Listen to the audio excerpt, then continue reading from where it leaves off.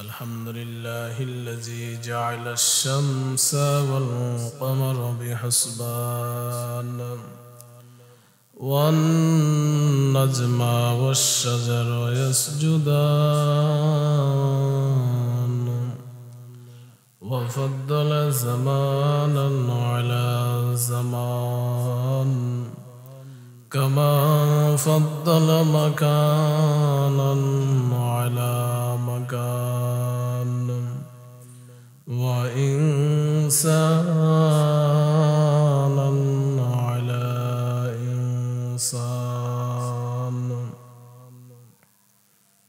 ونشهد أن لا إله إلا الله وحده لا شريك له لا ضد له ولا ند له ولا مثل له ونشهد أن سيدنا وسندنا وحبيبنا ومولانا محمدا عبده ورسوله صلى الله تعالى عليه وعلى آله وأصحابه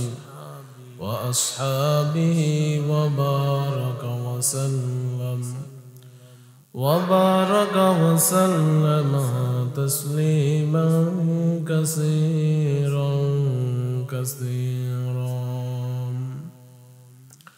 الذي أرسله الله تعالى بالحق بشيرا ونذيرا وداعيا إلى الله بإذنه وسراجا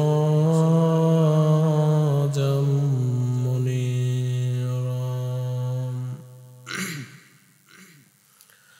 أما بعد فأعوذ بالله من الشيطان الرجيم بسم الله الرحمن الرحيم لا يستوي أصحاب النار وأصحاب الجنة أصحاب الجنة هم الفائزون صدق الله المولانا العظيم وصدق رسوله النبي الكريم ونحن على ذلك من الشاهدين والشاكرين والذاكرين والحمد لله رب العالمين اللهم صل على روح محمد في الأرواح وعلى جسد محمد في الأجساد وعلى قلب محمد في القلوب وعلى قبر محمد في القبور سبحانك لا علم لنا إلا ما علمتنا إنك أنت العليم الحكيم بذكر الشهر جبيني در خروشاد ولدانا دریمانا کے گوشاز نہ بلبل بار گل بش تسبیح خانید کہ ہر کار بتسبیح زبانید ذکر حق آمد گدائی روح را مرحبا مدعی دل مز روح را لا الہ الا اللہ لا الہ الا اللہ لا الہ الا اللہ জিকির করি একটু জোরে সরে লা ইলাহা ইল্লাল্লাহ লা ইলাহা ইল্লাল্লাহ লা ইলাহা ইল্লাল্লাহ লা ইলাহা ইল্লাল্লাহ লা ইলাহা ইল্লাল্লাহ লা ইলাহা ইল্লাল্লাহ মুহাম্মাদুর রাসূলুল্লাহ সাল্লাল্লাহু আলাইহি ওয়াসাল্লাম। শুকরিয়া মহান রব্বুল আলামিনের দরবারে যে মহান রব আজকে আবারও আমাদেরকে এই প্রতিকূল আবহাওয়ার ভিতরে একত্রিত হয়ে মসজিদে এসে বসার জন্য কিছু কথা শোনার জন্য কবুল করেছেন, সেই মালিকের দরবারে শুকরিয়া জ্ঞাপন করছি আলহামদুলিল্লাহ। লক্ষ কোটি দরুদ ও সালাম প্রিয় নবী শেষ নবী দু জাহানের নবী জনাবে মুহাম্মাদুর রাসূলুল্লাহ সাল্লাল্লাহু আলাইহি ওয়াসাল্লাম। আল্লাহ পাক রব্বুল আলামিন বলেন, পৃথিবীতে আমি আপনাদের সামনে আলোচনা রেখেছিলাম মানুষ কোন মানুষ আল্লাহ তাআলার কাছে বেশি প্রিয়, সাদা মানুষ নাকি কালো মানুষ, ঠিক কিনা? এই আলোচনা রেখেছিলাম। তো কোন মানুষ আল্লাহর কাছে দামি, সাদা নাকি কালো? আল্লাহ তাআলার কাছে সাদা নাকি কালো? সাদা কালোর কোনো ব্যবধান আল্লাহর কাছে নাই। There is no difference between white and black. Everyone is equal. অর্থাৎ সাদা কালো আল্লাহ পাক যাকে যেমন করে ইচ্ছা তেমন করে সৃষ্টি করেছেন, বলেন সুবহানাল্লাহ। কাউকে সাদা কাউকে কালো। তবে যারা মানুষের অধিকার নিয়ে আজকে কথা বলে, সেই পশ্চিমা সংস্কৃতি পশ্চিমা মানুষগুলো যারা মানুষের অধিকারের কথা মুখে বলে, ওদের দেশে সাদা কালোর ব্যবধান লক্ষ্য করা যায়, ঠিক কিনা? তো কাজেই আমাদের দেশে কি আমরা কখনো শুনেছেন যে একজন মানুষ আর একজন মানুষকে কালো বলে একটা ঘুষি দিয়েছে, একটা থাপ্পড় দিয়েছে? শুনেছেন? শোনেন নাই।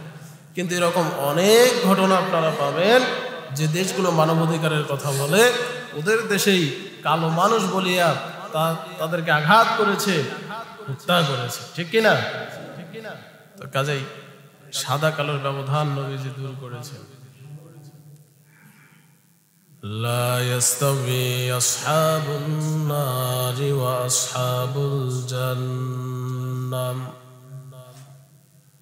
লা ইয়াস্তাবি আসহাবুন নারি ওয়া আসহাবুল জান্নাহ আসহাবুল জান্নাতি হুমুল ফাইজুন।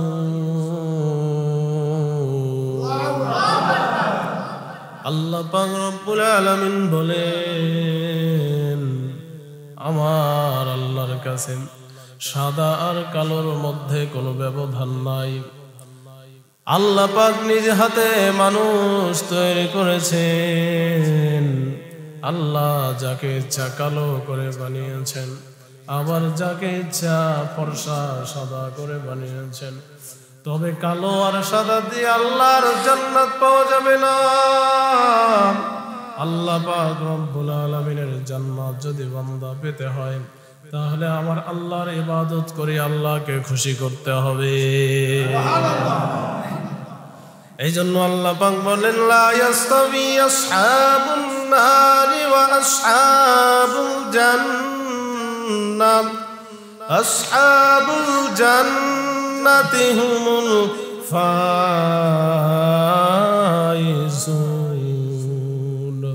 আল্লাহ পাক রব্বুল আলামিন বলেন, আল্লাহ পাক রব্বুল আলামিন দুনিয়াতে মানুষ পাঠিয়ে দিয়েছেন, সাদা আর কালো আল্লাহর কাছে সবাই দামি। তবে যে মানুষটা দুনিয়াতে সাকসেস, সাদা হলে সফল হওয়া যাবে না, কালো হলেও সফল হওয়া যাবে না, যদি না ওই ব্যক্তি আল্লাহর ইবাদত সঠিকভাবে করে। ঠিক কিনা? ওই যে ঘটনা বলছিলাম, আসওয়াদ একজন কালো সাহাবী, তার কত মর্যাদা। বিবাহ হচ্ছিল না, রাসূল একটা চিঠি পাঠিয়ে দিলেন আসওয়াদকে দিয়ে, যাও আমার অমুক সাহাবীর কাছে যাও, ওই সাহাবী তোমার বিবাহের ব্যবস্থা করবেন, তার মেয়েকে দিয়ে তোমাকে বিবাহ দিবেন। সুবহানাল্লাহ। আসওয়াদ চিঠি নিয়ে, ঘটনা বলেছিলাম, চলে গেলেন সেই সাহাবীর বাড়ি। গিয়ে দেখেন বিশাল অট্টালিকা, বিশাল রাজপ্রাসাদ। তো বললেন রাসূল এই চিঠিখানা দিয়েছেন, প্রিয় নবীজি চিঠিখানা দিয়েছেন। পড়ে দেখলেন নবীজি বলছেন, সাহাবী আমার আসওয়াদের সঙ্গে এই নগরীতে তোমার সবথেকে সুন্দরী কন্যার বিবাহ দেন। সুবহানাল্লাহ। ইতি রাহমাতাল লিল আলামিন। বিবাহ দিতে রাজি না, চলে যাচ্ছিলেন আসওয়াদ, আবার ডাকলেন। মেয়ে এসে বললেন, বাবা একজন লোক দেখলাম, এক সাহাবী আপনার বাড়িতে আসলেন হাসি মুখে, ফিরে যাচ্ছেন বলেন চেহারা নিয়ে, মনটা খারাপ করে, ব্যাপারটা কি? বললেন, প্রিয় নবীজি এমন একখানা চিঠি পাঠিয়েছেন তোমার বিবাহের জন্য। এই সাহাবী দেখতে ভালো না, ঠোঁটগুলো মোটা, কালো কুচকুচে চেহারা, দাঁতগুলো উঁচু, তার সঙ্গে তোমার বিবাহের কথা বলেছেন। তিনি বললেন, রাসূল যেহেতু পাঠিয়েছেন, রাসূলের কথা অমান্য করার সাহস আমার নেই। রাসূল যদি পাঠিয়ে থাকেন, এখানেই আমার কল্যাণ আছে। যতই কালো হোক, যতই অসুন্দর হোক, তাকেই বিবাহ করতে আমি রাজি আছি। সুবহানাল্লাহ। ইমামুল আউয়ালিন আল আখিরিন বহরে সদকা রাহমাতাল লিল আলামিন সাইয়্যিদুল কাউনাইনি খাতমুল মুরসালিন আখির আমদ দুদে ফখরুল আউয়ালিন শুদ ওজুদাশ রাহমাতাল লিল আলামিন মসজিদে শুধু আমার জমিন। রাসূলের কথা কে ফেলাবে, রাসূলের কথা অমান্য করবে, এমন সাহস সাহাবীদের ভিতরে কারো ছিল না। রাসূলের কথা অমান্য না করিয়া সাহাবী বা আসওয়াদকে ডাকলেন, আসওয়াদ, ও আসওয়াদ ফিরে আসো, রাসূল যে চিঠি দিয়েছেন আমার কন্যা তোমাকে বিবাহ করার জন্য রাজি আছে। এটা জোরে বলা যাবে না? সুবহানাল্লাহ। তবে আসওয়াদ, মহরানা দেওয়ার মতো কি কিছু তোমার আছে? আসওয়াদ বললেন, সাহাবী এই মুহূর্তে আমার কাছে রাসূলের চিঠি ছাড়া আর কিছুই নাই। বিবাহের পর খাওয়া বাকি, রাসূলের চিঠি ছাড়া কিছুই নাই। মেয়ে ডাক দিয়ে বলে, আব্বা জান, আসওয়াদের কাছে যদি কিছুই না থাকে, তোমার সম্পদের তো কোনো অভাব নাই। বাবা, তোমার সম্পদের তো কোনো অভাব নাই, তোমার সম্পদ থেকে কিছু অংশ আসওয়াদকে দান করে দাও। সঙ্গে সঙ্গে সাহাবী কন্যার কথা শুনিয়া তার সম্পদের কিছু অংশ আসওয়াদকে দান করে দিলেন। আসওয়াদ সম্পদ পাইয়া ওই সম্পদ নিয়ে চলে গেলেন, মোহরগুলো নিয়ে বাজারের মধ্যে চলে গেলেন। নতুন বিবাহ, স্ত্রীর জন্য কিছু কেনাকাটার জন্য, বিবির জন্য কিছু উপহার কিনবেন। রাস্তার মাঝে যাওয়ার পর একদল মানুষ ডাক দিয়া বলে, আসওয়াদ কোথায় যাও? আসওয়াদ বলে, নতুন বিবাহ করব, এতে আমি আনন্দিত। সেই বিবিকে কিছু উপহার দেওয়ার জন্য, কিছু কেনার জন্য বাজারে যাই। ডাক দেয়া বলে, আসওয়াদ নবীজির খবর কি জানো? বলে, কি খবর? বলে, তোমাকে বিবাহের জন্য পাঠিয়ে রাসূল জিহাদের ডাক দিয়েছেন, যুদ্ধের ময়দানে চলে গিয়েছে।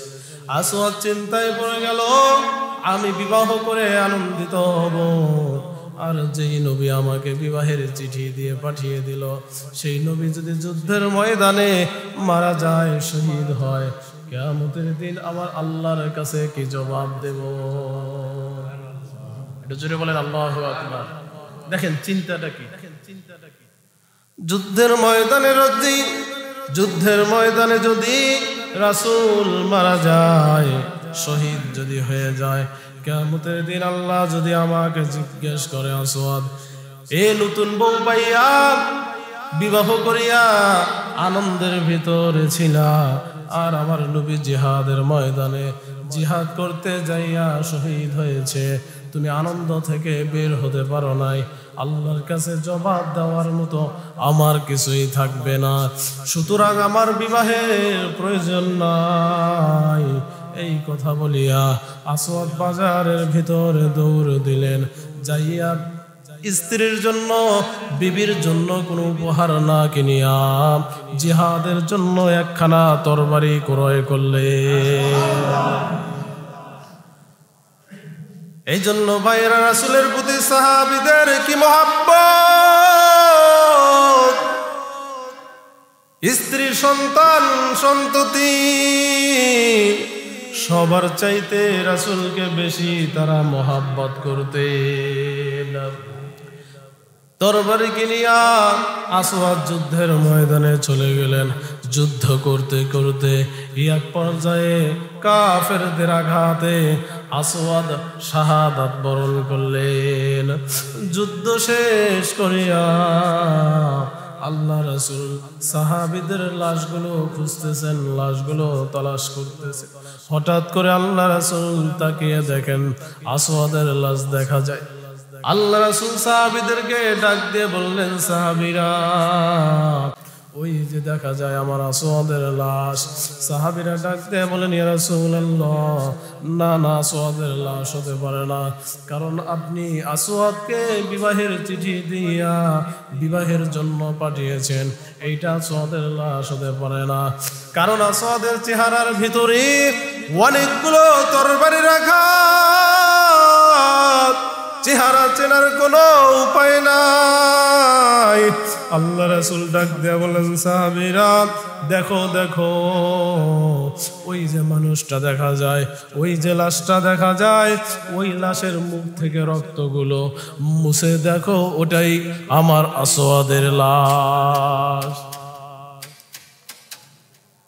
সাহাবীরা এবার ওই লাশটার মুখটা মুছে দিলেন।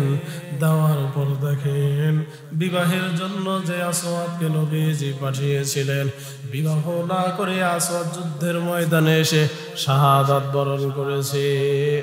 আল্লাহ রাসূল চোখের পানি ছেড়ে কান্দে, রে আসওয়াদ, নবীজির জন্য তুমি এত পাগল, তোমাকে আমি পাঠিয়েছি বিবাহের জন্য,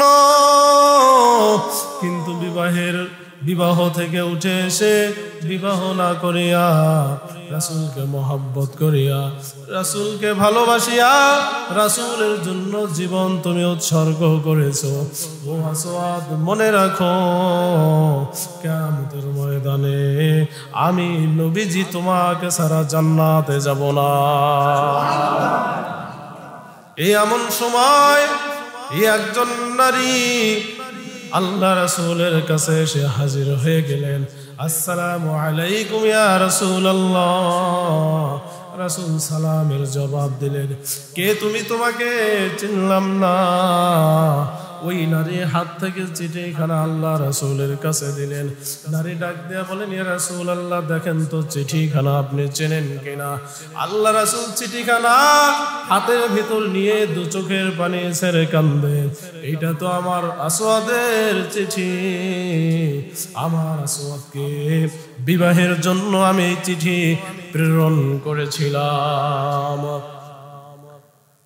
নারী ডাক দিয়ে বলেন, ইয়া রাসূলুল্লাহ, যে মেয়ের সঙ্গে বিবাহের জন্য আপনি এই চিঠিখানা আপনার সাহাবীর হাতে দিয়েছিলেন, আমি আর কেউ নয়, আমি হলাম সেই নারী। ইয়া রাসূলুল্লাহ, আপনার চিঠি পাইয়া আমি বড় আনন্দিত হয়েছিলাম, বড় খুশি হয়েছিলাম। মনে মনে প্রতিজ্ঞা করেছিলাম, আল্লাহ রাসূল যেই সাহাবীকে আমার জন্য পাঠিয়েছেন, ওই সাহাবী দেখতে যতই খারাপ হোক না কেন, চেহারা যতই কালো হোক, রাসূলের কথা মানার জন্য সাহাবীকে বিবাহ করতে আমি রাজি। সুতরাং আসওয়াদকে আমি স্বামী হিসাবে মেনে নিয়েছি। ইয়া রাসূলুল্লাহ, আপনি আমার একটা কথা রাখেন, এই জীবনে আমি আর অন্য পুরুষকে বিবাহ করতে চাই না।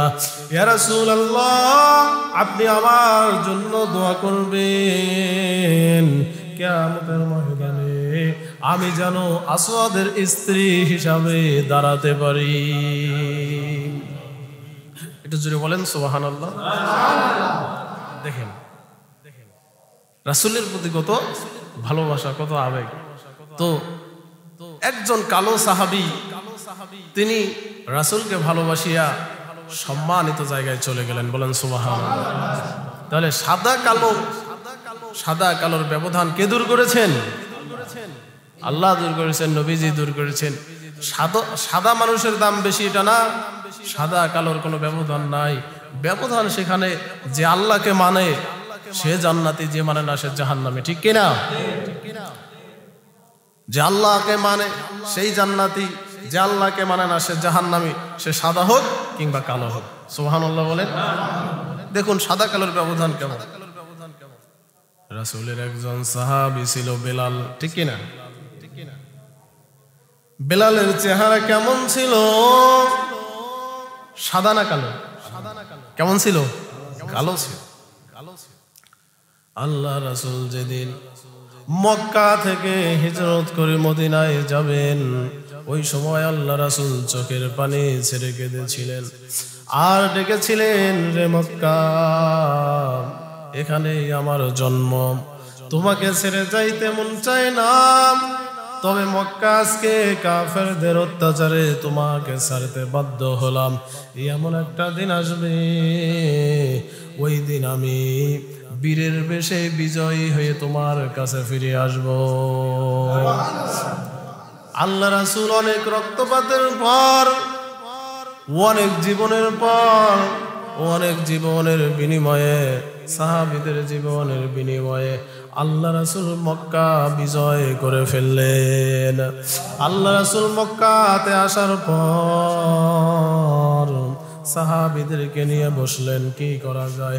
সমস্ত কাফেরদেরকে আল্লাহ রাসূল মাফ করে দিলেন। সুবহানাল্লাহ। সুতরাং এখান থেকে শিক্ষা নিতে হবে, আপনার উপর যদি কেউ অন্যায় করে, আপনি যদি মাফ করে দেন, আল্লাহর কাছে আপনি বেশি প্রিয় হবেন, বলেন সুবহানাল্লাহ। কিন্তু আমরা কি করি? দিনের পর দিন, রাতের পর রাত সেই রাগকে নিজের মধ্যে পুষিয়ে রাখি, কখন প্রতিশোধ নেওয়া যায়, ঠিক কিনা? আল্লাহ রাসূল সবাইকে মাফ করে দিলেন, সাহাবীদেরকে নিয়ে বসলেন আর বললেন, সাহাবীরা, আমার প্রিয় মাতৃভূমি মক্কা অনেক জীবনের বিনিময়ে, অনেক রক্তের বিনিময়ে এই মক্কা স্বাধীন করে ফেলেছে। আজকে মক্কা বিজয়ের আযান কার কণ্ঠে হবে? সাহাবীরা বলো। এক সাহাবী দাঁড়ায়া গেলেন, ডাক দিয়ে বললেন, ইয়া রাসূলুল্লাহ, আপনার সবথেকে প্রিয় সাহাবী আবু বকর, যে আবু বকর হিজরতের রাতে আপনার সাথে, যে আবু বকরকে আপনি এত পছন্দ করেন, যে আবু বকরকে আপনি এত ভালোবাসেন, হিজরতের রাতে যেদিন আল্লাহ রাসূল আবু বকরের বাড়িতে গিয়ে দরজায় একটা শব্দ করলেন, একটা শব্দের সঙ্গে সঙ্গে আবু বকর দরজা খুলে দিলেন। রাসূল ডাক দিয়ে বললেন, আবু বকর কি ব্যাপার, রাতের বেলা একটা মাত্র শব্দ করার সঙ্গে সঙ্গে ও আবু বকর কেমনে তুমি দরজা খুলে দিলা? আবু বকর সিদ্দিক রাদিয়াল্লাহু তাআলা আনহু ডাক দিয়ে বলেন, ইয়া রাসূলুল্লাহ, আজকে থেকে বহুদিন আগে আপনি আমাকে বলেছিলেন, আবু বকর এই মক্কা নগরীতে কাফেরদের বড় অত্যাচার, মক্কা নগরী হয়তো আমার ত্যাগ করা লাগতে পারে। ও আবু বকর শোনো, যেই দিন আমি আমার মাতৃভূমি ছেড়ে মদিনায় চলে যাব, তোমাকে আমার সঙ্গের সাথী বানাবো। আবু বকর সিদ্দিক রাদিয়াল্লাহু তাআলা আনহু বলেন, ইয়া রাসূলুল্লাহ, ওই দিনের পর থেকে একটা দিনও আমি আবু বকর বিছানার মধ্যে রাতে ঘুমাই না। প্রতিদিন আমি অপেক্ষা করি, না জানি কবে আল্লাহ রাসূল কাফেরদের অত্যাচারে অতিষ্ঠ হইয়া আমার দরজায় আসিয়া আমাকে যদি ডাক দেয়, আর আমি যদি শুনতে না পারি, আল্লাহ রাসূল কাফেরদের হাতে আটক হয়ে যাবেন, আমার কারণে নবীজির জীবন চলে যাবে। এই চিন্তা করিয়া প্রতিদিন আমি দরজার সামনে দাঁড়িয়ে থাকি, আল্লাহ রাসূলের গলার আওয়াজ শোনার সঙ্গে সঙ্গে যেন দরজা খুলতে পারি। ইয়া রাসূলুল্লাহ, শুধু আমি নই, আমার তাকে দেখেন ছোট্ট মেয়ে আসমা, ওই আসমা আপনি হিজরতের কথা বলার পর থেকে আমার সঙ্গে আমার ছোট্ট মেয়ে আসমা ওরাতে ঘুমায় না। আমার মেয়েটা কষ্ট করিয়া হিজরতের কথা শোনার পর থেকে প্রতিদিন 2টা করে রুটি বানাইয়া অপেক্ষা করেন যেন রাস্তার মাঝে আমরা নাস্তা করতে পারে। এই জন্য প্রতিদিন রাতের বেলা 2টা করে রুটি বানায়। জোরে করেন না সুবহানাল্লাহ। আমার মেয়ে আসমাও ঘুমায় না। আল্লাহ রাসূলের মনটা খুশি হয়ে গেল, ডাক দিয়ে বললেন, রে আবু বকর, দুনিয়ার ভেতরে মানুষ কি মানুষকে এত বেশি ভালোবাসতে পারে? এই কথা বলিয়া আল্লাহ রাসূল আবু বকরকে সঙ্গে নিলেন আর বললেন, আবু বকর, এই দুনিয়াতে আবু বকর তোমার সঙ্গে আমার যেই সফর শুরু হলো, ও আবু বকর তুমি শুনে নাও, দুনিয়াতে আমাদের যে সফর শুরু হলো, আবু বকর তুমি মনে রেখো, দুনিয়াতে আমাদের এই সফর শেষ হবে না, এই সফর শেষ হবে আল্লাহর জান্নাতে গিয়ে। সাহাবী ডাক দিয়ে বললেন, ইয়া রাসূলুল্লাহ,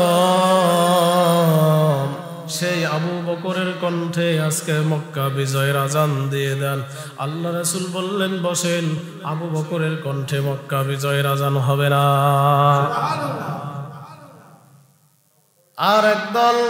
আর একজন সাহাবী দাঁড়ায়া গেলেন, ডাক দিয়ে বললেন, ইয়া রাসূলুল্লাহ, ইয়া হাবিবাল্লাহ, তাহলে মক্কা বিজয়ের আজান আজকে হবে হযরতে ওমরের কণ্ঠে, কারণ আপনি নিজেই বলেছেন আমার উপরে আল্লাহ পাক রব্বুল আলামিন, আমার উপরে আল্লাহ পাক রব্বুল আলামিন যদি কাউকে নবী হিসাবে দুনিয়াতে পাঠাতেন, তাহলে তাকে আল্লাহ পাক রব্বুল আলামিন ওমরকে নবী বানাতেন। জোরে বলেন না সুবহানাল্লাহ। মুখ বন্ধ করে থাকে রে, এলে কি বানানো কথা? হাদিসের কথা। তো এগুলো শুনলে কি, ভালো কথা শুনলে কি বলতে হয়? সুবহানাল্লাহ। দেখেন আবার 2-1 ঘুমাইছে।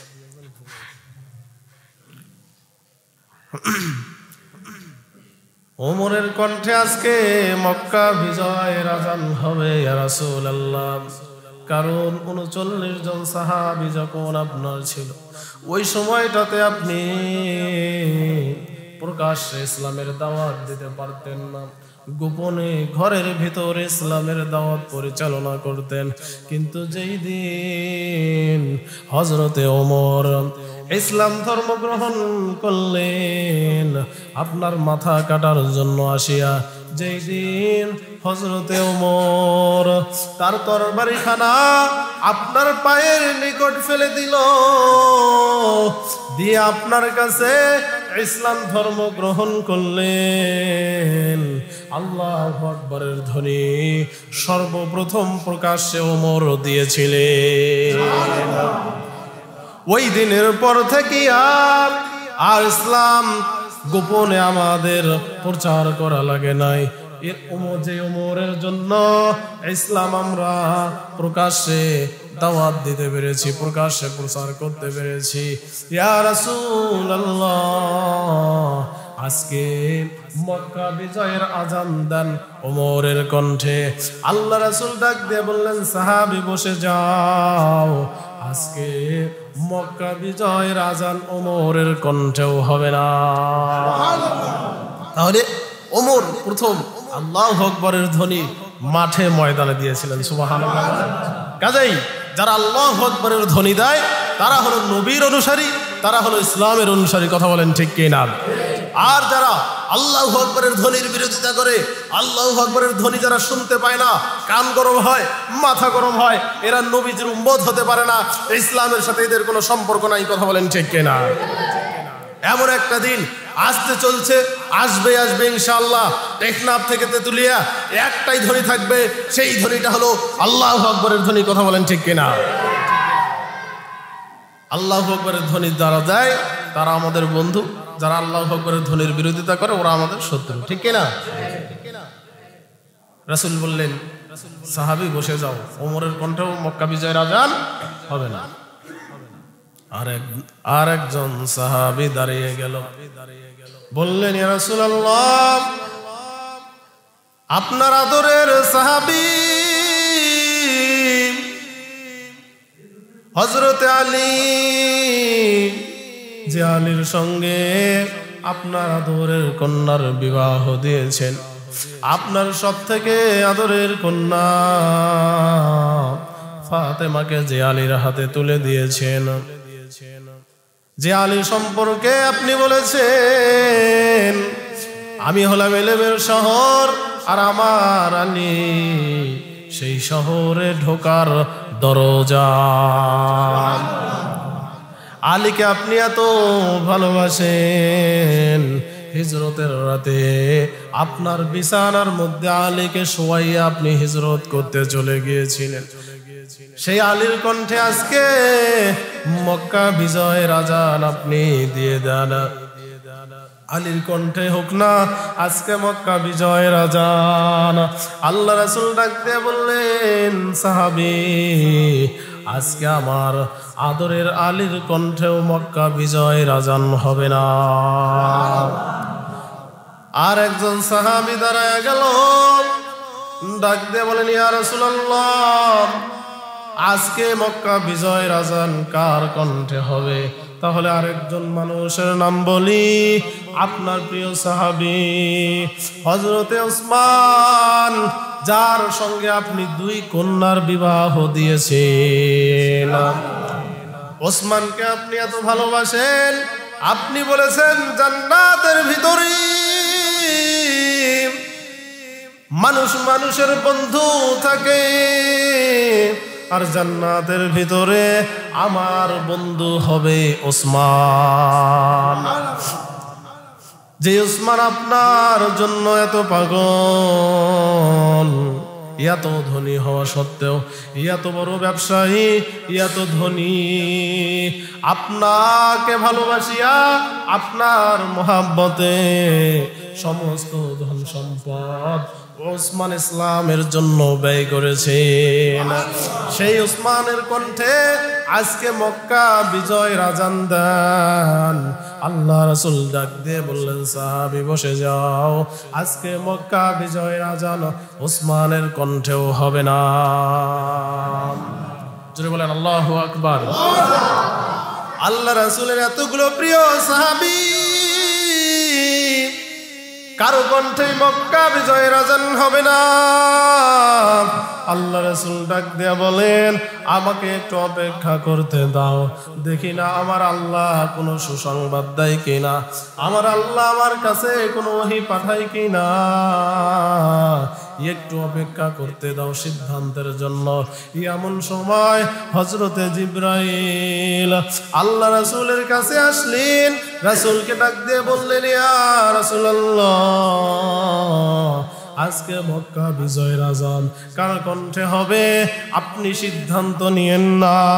আজকে মক্কা বিজয়ের আজান যার কণ্ঠে হবে এই সিদ্ধান্ত আমার আল্লাহ পাক রব্বুল আলামিন আরশে আজিম থেকে আল্লাহ নিজেই নিয়েছেন।